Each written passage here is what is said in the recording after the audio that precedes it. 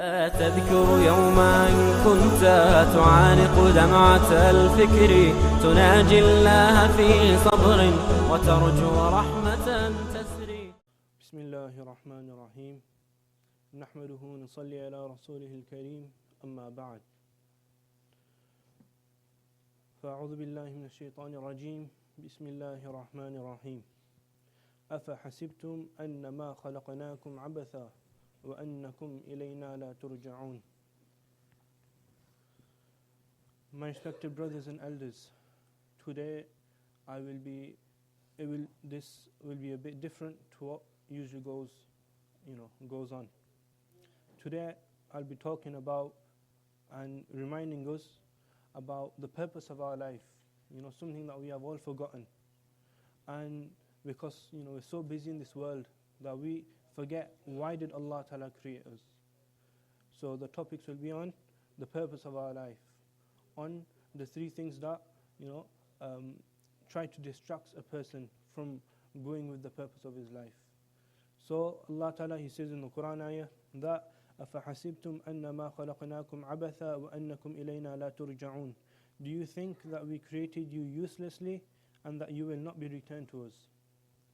Now, before I begin, just like to mention that this is not a speech, rather it's sort of a reminder for us, because we're humans and we forget, and reminders are beneficial for the believers. So whenever we are asked regarding any matter, the purpose of that matter, we automatically know what it is. It automatically comes to our mind. If someone asks, what is the purpose of a cow? The answer will be, it gives milk. If someone asks, what is the purpose of a horse? The answer will give, people ride it. And if someone asks, what is the purpose of a car? Then the answer will give, so we can carry things, we can travel distances. So regarding worldly matters, whenever we are asked, the purpose of that matter comes immediately inside of us. So now, when we look at ourselves, we're human beings.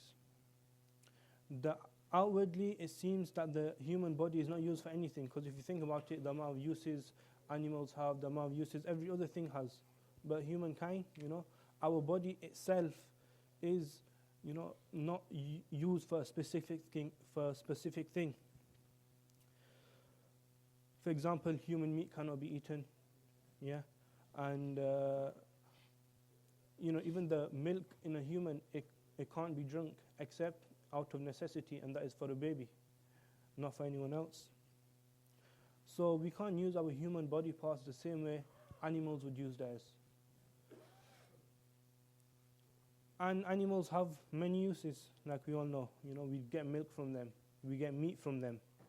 We use them for farming in those places where there's agriculture, and we also use them to ride. So the question comes then, so what is the purpose of the human being? Why did Allah Ta'ala create us? So Allah Ta'ala Himself mentioned in the Quran and gives us the answer, وَمَا خَلَقْتُ الْجِنَّ وَالْإِنسَ إِلَّا لِيَعْبُدُونَ. That I have not created the jinnat and the mankind except that they would worship me. So the purpose of our life is to make ibadat of Allah Ta'ala and to be obedient to Allah Ta'ala. Everything else in life is necessities. They're not the purpose. For example, our eating, our drinking, our sleeping, going to the toilet, going for a bath, wearing clothes. That is not the purpose of our life. That is just a necessity. An example that you can understand it is like a car. The purpose of a car is that a person travels inside of the car, and he also carries out his duties inside of a car. He needs to go from A to Z, he can do that. But for the car to run, it needs petrol, it needs oil, it needs air in the tires, it needs the MOTs, it needs the, so on and so on. These are the necessities, but that is not the purpose of the car. And then after you fulfill those necessities, then the car is used for its purpose. So the example of us and this car, how does it come into play? So imagine a person, he's put petrol in his car, he's checked the oil, cleaned up the oil, taken it to the car wash, got it clean, got it polished, got it waxed, got it new, everything new, and it's ready to go. Now the time for him to go on that journey has came. But he leaves the car inside the garage and he starts walking. Yeah? So he's got the full car, it's all ready to go, but he just decides walking, or I'm not going to use the car. So meaning he only spent, he did all that work on the car only to not use it. Yeah? So usually a person would call him foolish. Like, this guy, what's wrong with him? He's got a car, why don't he just use a car? He could have used it, nothing was wrong with it. So the same applies to us. We feed our body, yeah? We eat food, we drink water, we take rest, we go for baths, we put clothes on ourselves. But when it comes to fulfilling the purpose of our life, yeah, we don't fulfill the purpose. We don't use it for that purpose. The same like the car, you've done everything to the car, it's ready to use, but when it comes to using the car, we don't use it. We go walking. The same is with us. Allah Ta'ala says, Ya ayyuhal ladhina amanu kulu min at-tayyibati wa'amalu salihah. That, O believers, eat from the lawful things and do righteous deeds. So in this ayah, Allah Ta'ala, He mentions eating first and then doing good deeds. Just as, a car, it'll need petrol, it'll need oil before it can run. The body needs foods and strength before it can carry out actions. And the food of the physical body is the food that we eat. And the food of our ruh, our spiritual inside, is zikr of Allah Ta'ala. So once we do the zikr of Allah Ta'ala, then we will, be strengthening our inside, the spiritual side of us. So a person, he should look at his life and he should ask himself, what have I made the purpose of my life? Is the purpose of my life that I work 9 to 5, 24/7? I don't care about my namazes, I don't care about anything, just getting that money in, just getting that money in. Is that the purpose of my life? Is it wealth? Is it building a big business? Or I'm going to work, I'm going to put this much effort behind making such a big business? Or is it worldly fame? I'm going to do this and this so that I become known, I become famous. Is that the purpose of our life? These are not the purpose of our life. It shouldn't be the purpose of our life. The purpose of our life is the ibadat of Allah Ta'ala. The more a person engages in ibadah, the more he will fulfill the purpose of his life. So, and if a person, he neglects the purpose of his life, then he's just wasting himself, because it won't do any benefit for him. For example, a person, he eats, he'll drink, and he'll go to sleep, but he'll still miss Fajr Salah. So, the food he ate, the sleep that he did, the rest that he took, the strength he got from that, it all went to waste, because he didn't use it for what it should have been used for. Before he went to sleep, he had a nice dinner, had tea as well afterwards. Now he's got his strength inside of him when he goes to sleep, and he wakes up at Zuhr time. The purpose of eating, the purpose of all these necessities is that we, maintain our body healthy, and we carry out the obedience of Allah Ta'ala, just like the example of the car that was given. So usually people, they're deceived, and we're all deceived, because Shaitan, he's the biggest deceiver, and he's deceived every single one of us. And he's deceived us about what success is. Now when you hear success, a lot of people think success is, having a big car, having a big house, having loads of money, having, a good job, going to good school, getting good qualifications, a good reputation in society. People think that that is what success is. But in fact, that is not the true success. What is the true success in this life is that, so if a person, he achieves all those things, he's got a big house, he's got a good job, he's got, a big car, he's got loads of money, but he neglects the ibadat of Allah Ta'ala, then he's wasted himself. So he's got the money, he's got the cars, he's got the houses, but he's not reading his namaz, which is a farz. He's not fasting in Ramadan, he's not doing this, he's not doing that. He's wasting himself. Allah Ta'ala describes who the successful people are in the Quran. Where He says, Bismillah ar-Rahman ar-Rahim, beginning of Surah Baqarah, الَّذِينَ يُؤْمِنُونَ بِالْغَيْبِ وَيُقِيمُونَ الصَّلَاةَ وَمِمَّا رَزَقْنَاهُمْ يُنْفِقُونَ وَالَّذِينَ يُؤْمِنُونَ بِمَا أُنزِلَ إِلَيْكَ وَمَا أُنزِلَ مِنْ قَبْلِكَ وَبِالْآخِرَةِ هُمْ يُوقِنُونَ أُولَٰئِكَ عَلَىٰ هُدًى مِّن رَبِّهِمْ وَأُولَٰئِكَ هُمُ الْمُفْلِحُونَ. Those who believe in the unseen, they establish the prayer, they spend from what Allah Ta'ala has given them, they believe in the wahi, the revelations that was given to the Prophet ﷺ and what was revealed to him, and they have yaqeen in the hereafter. These people are upon guidance from their Lord, and they are the successful ones. So Allah Ta'ala in the Quran, He didn't mention having a good job, having a big car, having a big house, having this, having that is success. Allah Ta'ala explained to us what is success in this world. That, we believe in Allah, we believe in the Prophet ﷺ, and we basically bring Iman.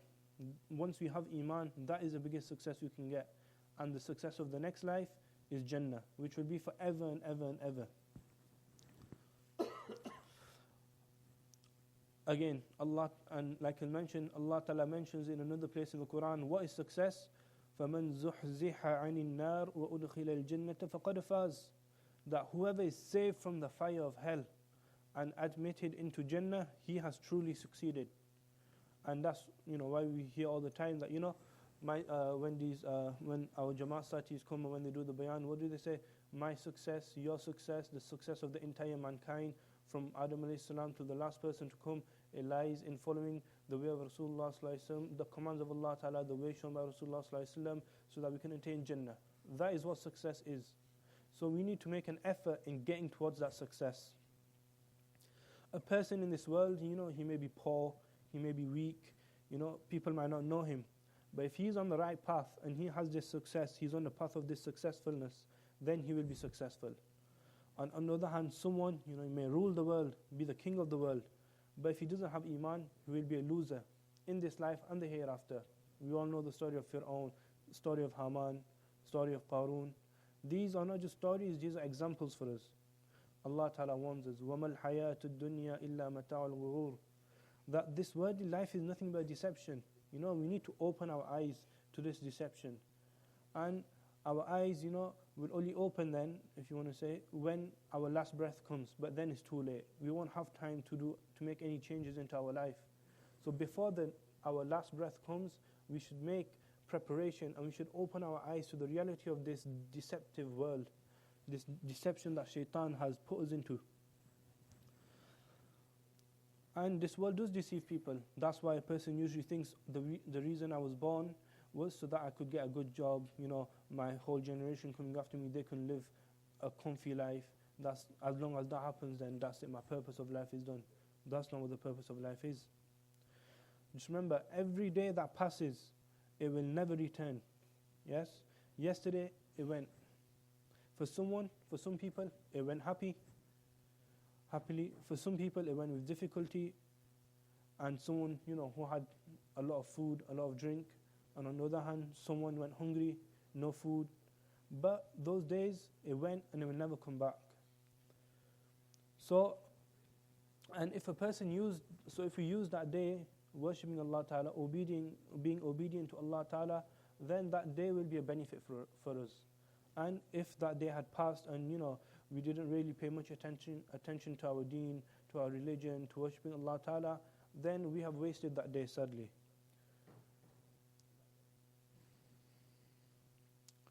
Our life is passing like a flowing water. So my respected Ustad Mufti Inayatullah Sahib, he would mention a lot of ajib quotes. One of those was, our life is passing like flowing water, and that time passes in three ways.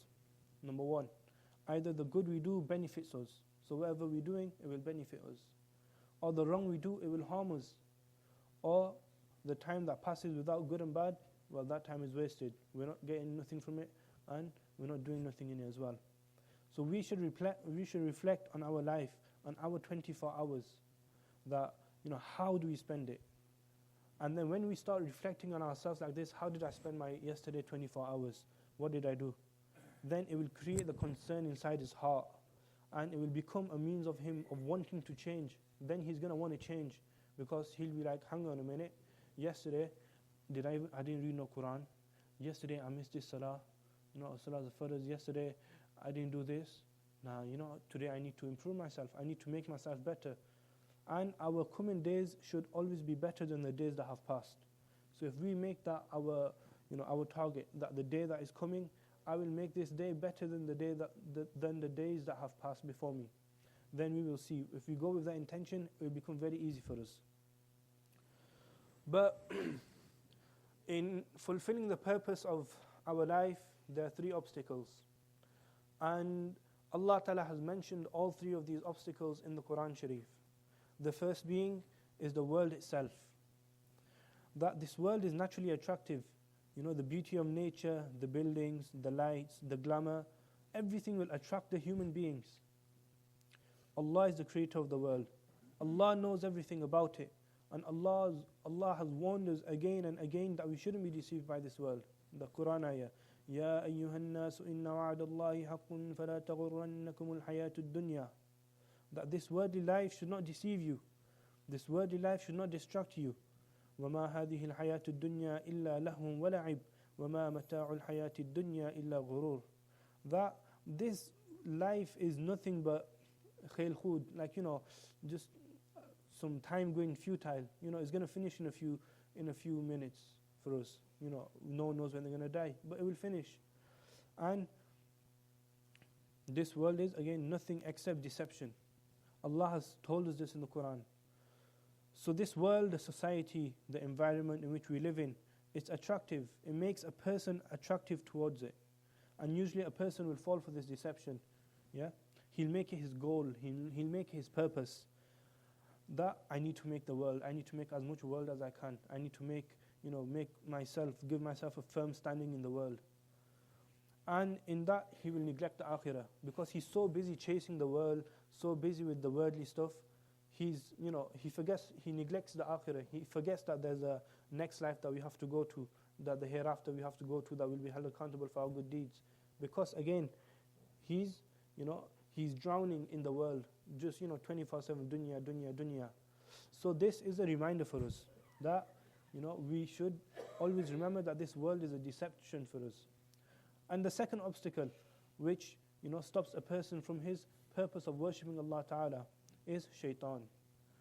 Shaitan, from the beginning of time, he became the enemy of Adam alayhi salam and all his children, Adam alayhi salam's children. Like Allah Ta'ala says in the Quran, إِنَّ الشَّيْطَانَ لَكُمْ عَدُوٌّ فَاتَّخِذُوهُ عَدُوًّا. Surely shaitan is your enemy, so take him as your enemy. So Allah has told us, who our enemy is. And Allah is telling us that, take him as our enemy. Don't take him as your friend. Don't do things that will make him, that will make people say to you, he's the brother of shaitan. Meaning he's doing the same action that shaitan would do. And one thing to remember, shaitan is not just a normal jinn. Shaitan is one of the most knowledgeable jinnat there is. He was so knowledgeable before he became cursed by Allah Ta'ala. He used to be teaching things to the angels. The angels would go to him and they'd learn things from him. That is who shaitan was, Iblis. But because of his takabbur, because of his pride, because of his ego, he couldn't prostrate to Adam alayhi salam. And because of that, Allah Ta'ala cursed him. But before he was destroyed, he said to Allah Ta'ala, give me respite till the day of Qiyamah. Why? So that I can misguide every single one of your servants and take them into the fire with me. Now, shaitan, he's very clever. He's an alim. So his tricks, and he's been alive for so long. So even his wisdom, if you want to call it wisdom, is going to be a lot as well.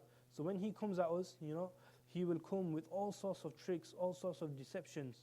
And us being humans, because we don't understand that shaitan is our enemy, and we don't try and make an effort against shaitan, we'll fall into those distractions. We'll fall into those, things that shaitan is bringing to us. In fact, there's a kitab that's written, it's called Talbisul Iblis. And in this kitab, the Musannif, is quite a big kitab, the Musannif, the writer, he's gathered all the tricks and deceptions of shaitan that shaitan uses whilst he's trying to attack a person and trying to make him forget his purpose of life. You can get it in Urdu, you can get it in English, it's a must read. You read it and you learn, shaitan will come and try and deceive me like this. Because shaitan doesn't only use wrong to deceive us. Shaitan also uses, he can also use our religion to deceive us. For example, nafil time, or let's say, for example, the person, he's got, rights to fulfill. The rights of his parents, the rights of his kids, the rights of his, house and so on. But he spends the whole night worshipping Allah Ta'ala, that shaitan says to him, no, what you're doing is right. So he's spending so much time worshipping that he's neglecting the rights of other people. That is one of the ways that shaitan deceives us. So, we need to learn how shaitan deceives us so that we can be ready and prepared to go against shaitan. Continuing. So that was the second one. The third and the greatest obstacle is the nafs. What is the nafs? We always hear the time, nafs, my nafs is like this, I'm like this, nafs. Very simple. The nafs is the example of the nafs is like the inner power of a human. So, and the inner power is like the electric current in the wire. So you've got a wire, yeah? The current runs through the copper wire, yeah? If you to open that wire, take off the rubber, then you take off the colors that they have, the blue, the green, the red, you'll see there's a copper wire inside of it. Now when you plug a wire in, now you can't see the current flowing through that wire. But if you to touch the raw copper wire with your fingers, you would automatically feel, you'll get electric shock. You'll feel the current. So the same is, with our nafs. Our nafs is that current which is inside of us. We can't see it, but we can feel it. Another example, all the gadgets that we have, the microwaves, the fridges, the washing machine, all these things, why do they run? They run because of the current. We can't see the power, the current going inside of those appliances, but it's there. You switch the plug on, the microwave starts working. But you can't see no physical, thing moving through the wire into the microwave because it's inside. So this invisible power is our heart. And there's so many names for it. You might hear it as qalb, the heart. You might hear it as ruh, your soul. You might hear it as nafs. You might hear it as aql, intellect. These are all just different names, but it means the same thing. It's talking about your nafs.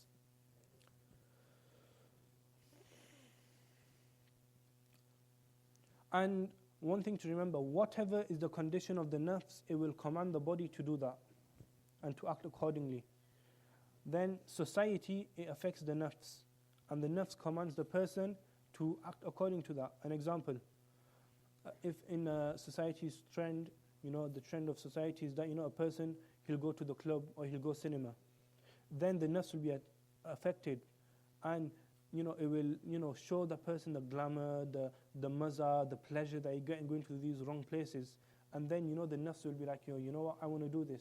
And then the society has influenced the nafs. So if a person has control over his nafs, the desire will be there. But he will be able to control yourself, yeah?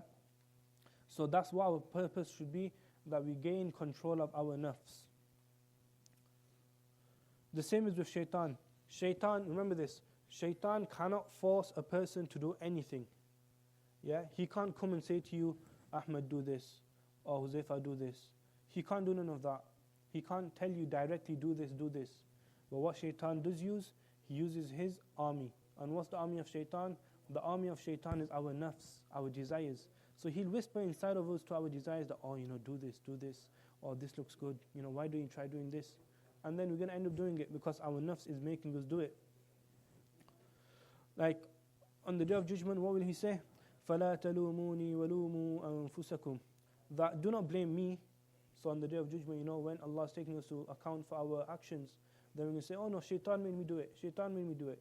Then what shaitan going to say? He's pulled a clever one in this world. He's made it such that he's not literally, directly affecting you, but he's whispering inside your nafs, giving the ideas to your nafs. And we call it waswasas. And then that basically our nafs is weak. So, we end up giving into those desires. So shaitan will say, do not blame me, blame yourself. I didn't tell you to do it. مَا أَنَا بِمُصْرِخِكُمْ وَمَا أَنْتُمْ بِمُصْرِخِي. I can't help you, you can't help me. He will say, I only called you and you responded. I only told you to do it. I only whispered to you, that, I just gave you the idea. It was your choice. You had your own choice. You could have done it, you couldn't have done it. But you did it. That was your choice. So shaitan will basically get his way out of it. And then what does he say? وَمَا كَانَ لِي عَلَيْكُم مِّن سُلْطَانٍ إِلَّا أَن دَعَوْتُكُمْ فَاسْتَجَبْتُمْ لِي. Then shaitan will say, I didn't have no power. I only gave you the ideas. Yeah, you followed them. I didn't tell you to follow them. I just gave you the ideas. So shaitan, that's again one of the tricks of shaitan. So the example that we give of how shaitan, he gives waswasas to a person. So the example is like there's, for example, a high officer, an officer who has a high status. Now, a normal person usually can't reach to that officer. So what does he do? What does this clever person do? Now this officer has a son. So this man will go to the son of the officer. He will get close to him, he'll give him stuff, he'll spoil him basically. And because that child is spoiled, the father will listen to the child. Now, and the father will be under the influence of the child. Now the child is saying, Abi, father, do this, do this. The father is going to listen to the child. Who put those ideas into the child? That man. So that is the same example as our nafs and as shaitan. Shaitan doesn't go to us directly. He can't come to us directly. But he uses our nafs. And our nafs is, we spoil it with everything we do. We give into our desires. We spoil our nafs. So shaitan uses that spoiled nafs, which is the example of the spoiled child, to get to us. So the real struggle that we need to do is controlling our nafs. And we need to remember that the waswasas, they will come. We will never be free from waswasas. Shaitan will say, do this, do that. Shaitan won't stop. That's his job, like we mentioned before. He said, till Qiyamah, I'm going to be doing that. But what we can do is, if we've got control of our nafs, then we won't act on what these waswasas shaitan is giving us. Allah Ta'ala says, يا أيها الذين آمنوا عليكم أنفسكم لا يضركم من ضل إذا اهتديتم. O believers, take care of yourselves. Those who go astray will harm you if you are guided. Will not harm you if you are guided. So again, the root is control of the nafs. Now question, we've been talking about nafs for so long that we need to control our nafs. And the nafs is this, the nafs is that. Shaitan uses our nafs. So how do we control our nafs? What do we do? What can we do that we can get our nafs in control? We can do qabu of our nafs. Firstly, for that, a person needs to connect himself with the people of Allah, whom Allah Ta'ala has given the understanding of the nafs, and who also have got the control over their nafs. And like this morning, Mufti Sirat Sahib, he did bay'ah. That is, this whole process of making an effort of controlling the nafs, is you go to someone who is experienced, someone who has controlled his nafs, someone who knows the tricks of shaitan, and you pledge allegiance to him, and then he becomes your spiritual guide. And the example that is given is if, for example, a person has illness in his brain, he's got a tumor. Now this person is not going to go to an optician's to sort it out, or he's not going to go to the dentist to sort out that tumor. Rather, he'll go to the person who is qualified in that field. So in the same way, we are all, our nafs is spiritually sick. We have so many spiritual illnesses. We have anger, greediness, bakhili, jealousy, pride, love of fame, love of wealth. We have all of these bad qualities, these bad characteristics inside of us, these illnesses. So we can't really, so we need to go to the person who is specialized in that field. And in our case, that would be Mufti Sahib. In our case, that would be all these shuyukh who have that certificate from their shuyukh above them, that yes, you are ready to do bay'ah to people. And then when we go to them, they're our spiritual doctor. So then we'll say to them, this is what my problem is. Whenever I see this person, I have hatred for him, I have jealousy for him. What do I do? Now that shaykh, he will tell his murid, okay, what you need to do this, do this, do this. And the same way a doctor will say to you, okay, what you need to do, take this medication, cut off your food this much, don't eat at this time, do this, do this. And if he follows what the doctor says to him, then he'll be cured. But so the same, if you follow what the sheikh says to the murid when he goes and says your problem to him, then you'll be cured. So, and a person should remember as well, we all have these illnesses, and cleaning them, purifying our heart from them, it's not a one-day matter. It doesn't happen in one day that, I'm going to become bay'at, and then in one day, I'm going to wipe out all of my illnesses. It's not like that. This is a slow and gradual process. But as he is going along, then inshallah slowly he will start to recognize his nafs, that my nafs is deceiving me from this way, my nafs is deceiving me from this way, and he will have the ability to gain control over his nafs. Now, to gain control over the nafs, a person needs good company. What does Allah Ta'ala say in the Quran? اتقوا الله وكونوا مع الصادقين. يا أيها الذين آمنوا اتقوا الله وكونوا مع الصادقين. That, "O you people who believe, fear Allah and be with the truthful people." Why? Meaning be with the people who have good company. That when you look at them, you remember about Islam, you remember about Allah Ta'ala, you remember about Nabi Sallallahu Alaihi Wasallam, you remember to do zikr when you look at them. That is what a good company is. And the company of the righteous people, it helps a person reform himself. Yes, even if we might not be actively, physically, doing something with that person, but just being in their company will have an effect on us. Like the example is famous. A person, he goes to a perfume shop, and he just goes inside, he's just browsing, he's just looking around, but he's not talking to the guy who owns the perfume shop, he's not even buying nothing, and then he goes out. And then, even though he didn't touch nothing, he didn't, speak to no one, he was just there in that environment, but the smell of the perfume came onto him. Yeah? And then you have another person, yeah? For example, a blacksmith. In these days, we don't have blacksmith, but in those days, they used to have blacksmith where they make the weapons, and the smoke, when the smoke would come out, it would give that burning smell to the person. But for nowadays, we can just use kitchen. When you go to the kitchen, whilst food is being made, yeah? Oil, for example, something's being fried. Now, when we leave the kitchen, we leave smelling like the kitchen, the oil that we're frying, we end up leaving smelling like the food, even though we didn't touch the food. So in the same way, with good company and with bad company, we might not physically be doing stuff with them. We might just be chilling with them. You might have a couple of friends. You're not doing nothing. They're doing everything. You're just sitting there with them in their company. Now, even though you're not doing nothing, but the effect will be upon you. And the same is for good company. Even you might not even be sitting with them. We just be there in front of us, not talking to them. But, that effect, being in the company will have an effect on us, a good effect. And then that will help us to control our nafs. The scholars also mentioned that, there's 4 practical steps that we should take to weaken the nafs. And the best one is, fasting, like what we're doing in Ramadan. The purpose of fasting in Ramadan, we've heard again and again, is that we become muttaqi, we gain control of our nafs. And the example that is given is why we fast is, if there's a wild horse and you want to get that wild horse under control, you cut off this food. Once you've cut off his food, then after a few days of not giving it food, it will lose its strength, it will become weaker and weaker and weaker, and then it will come to such a stage where you can put the saddle on the horse, and now the horse isn't wild anymore. So the same way, our nafs is like a wild horse. We need to minimize the things that we give to the nafs that gives it strength. And once we minimize that, then our nafs will become weak and weak and weak, and slowly we can make an effort of controlling our nafs. So what are those 4 things? First one, sleep less. Very simple. Sleep less. Control our sleep. Eat less. Don't eat too much. A hungry belly, a person who is to his stomach full, then usually we'll see, if you look at Taraweeh, we had such a big iftari. Now when it comes for Taraweeh time, standing up, we feel so, I feel bloated, I can't stand up. So less eating and mixing with people less. What does this mean? This means that, instead of wasting time with people, talking with people, wasting our time, sometimes ends up in backbiting, in sins, in lying, just don't mix with them in the first place. And you'll be safe from all of that, so you're not feeding your nafs as well. And also speak less. Control your mouth and control your tongue, and don't speak.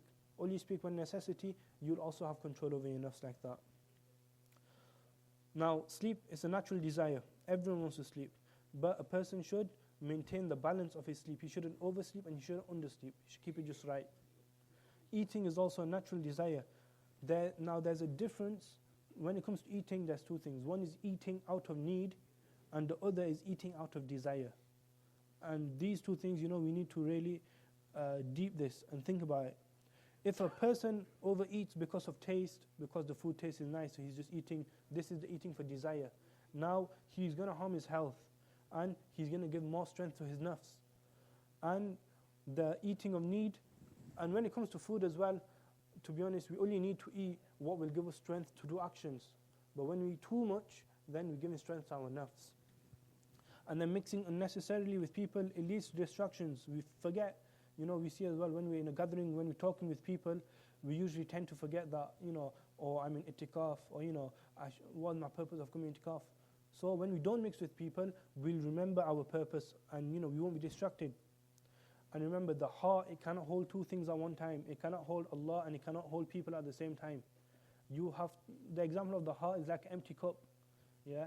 Now, in the empty cup, you can either put, you can only put one liquid inside. You can't put two liquids inside. You can't put milk, and you can't put, let's say, Ribena inside of the same cup. Yeah, because it's two different liquids.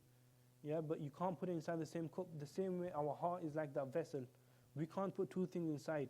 We can either put Allah or we can put the people.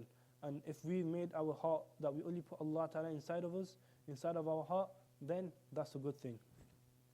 Now, if a person tries to control these four things and he keeps good company, then gradually we will gain control over our nafs. And once he gains control over his nafs, it will become very easy for him to obey the commands of Allah Ta'ala and fulfill the purpose of His creation. So, we're going to finish here. So what we've done, what we basically covered today was our purpose of life. That we shouldn't forget why we were created. We were created to worship Allah Ta'ala. Then we've got the three enemies, the society, shaitan and nafs. And shaitan will use the nafs, which is the army of shaitan, to get to us. And then on the Day of Judgment, shaitan is not going to take no blame. He's going to basically escape from this. He's going to get out of the trouble. Yeah. And then the third is the four things that we can do that will help us control our nafs.